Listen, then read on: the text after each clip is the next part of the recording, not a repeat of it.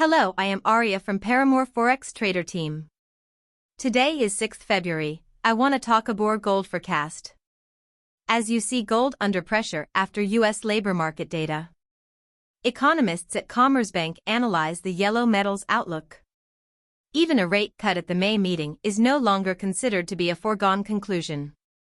The gold price came under pressure on Friday following the publication of unexpectedly strong US labor market data.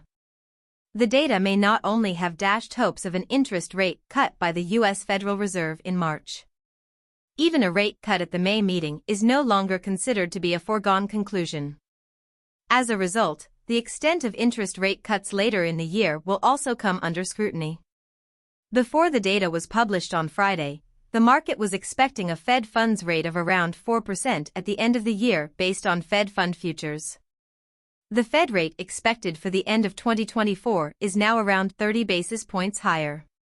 In other words, at least one interest rate cut has been priced out. The US dollar has appreciated accordingly and US bond yields have risen sharply. Both mean short-term headwinds for the gold price. If you like this type of analysis, please subscribe us.